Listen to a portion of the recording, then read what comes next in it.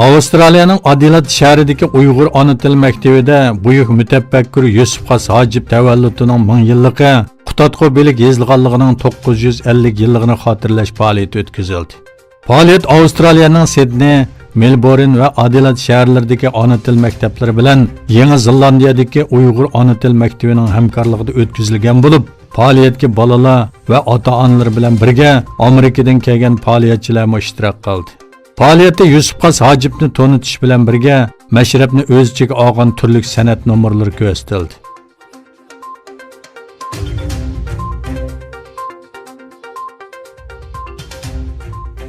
Germaniyada yashayotgan Hamza O'zyol ismli bir turk Xitoydagi turma hayotini tonishtirgan bir kitob yozgan. Germaniyadagi turk yozuvchi Mehmet Aydamir bu haqda Facebook hesabida mundaq degan: Hamza O'zyol ismli qarindishimiz menga o'xshash Germaniyada cho'ng bo'lgan. Bu yerda o'qigan bir turk. Xizmat qilgan shirkati uni Xitoyga avatdi. Xitoyda bir xatoligi sababli turmaga qamaldi.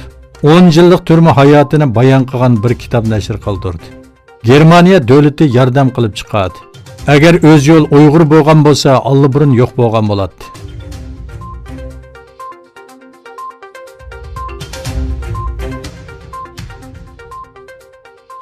Xitoyda yanfon abonetlari yangi telefon mulozimati bejirganda cho'qim 100 tonna tish kerak. Doiralar bu yil sentyabrda e'lon qilgan bu belgilama 1-dekabrdan e'tiboran yo'lga qo'yiladi. Xitoy bu belgilamaning maqsadini fuqarolarning tor bo'shlig'idagi qonunli huquq manfaatiga kafolatlik qilish deb e'lon qilgan bo'lsa-mu, lekin bu Xitoyning tor bo'shlig'iga bo'lgan kontrolligini davomli kuchaytirishning ifodasi deb qaraldi. Xitoy Sanoat va uchurlashtirish ministerligi bu yil 9-oyda fuqarolarning tordagi huquq manfaatini qo'g'dashga aloqador yangi bir belgilama chiqargan bo'lib, telegraf tarmoqlaridan yangi telefon kartasi bejirganlarning salohiyatini sun'iy aql texnikasi orqali jazmlashtirish talab qilingan.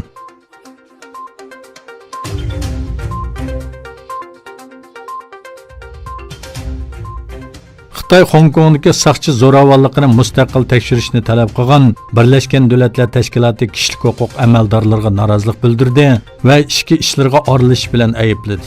Birlashgan Davlatlar Tashkiloti kishilik huquq oliy komissari Bachelet Janubiy Xitoy shahar gazetida juma kuni e'lon qilgan maqolasida Hong Kong doiralarini soqchilarning chekidan oshgan zo'ravonlik qilmishlariga qarata mustaqil va tartibsiz adliyalik tekshirish olib berishga chaqirgan edi.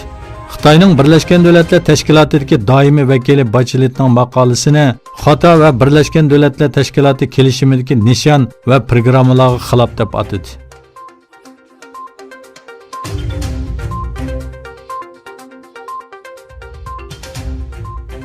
Rossiyaning Amerikada turishliq bosh elchixonasi Washingtonni Rossiyaning ichki ishlariga aralashmaslikka chaqirdi. Amerika Tashqi ishlar ministrligi Rossiyada ma'qullangan yangi chet ellik organ qonuniga qarata buningdan andish his qilayotganligini bildirgandan keyin Rossiya Amerikaga inkos qaytardi. Bosh elchilik Twitter hisobida e'lon qilgan bayonotda Rossiyaning ichki ishlariga qat'iy aralashmanglar deyildi.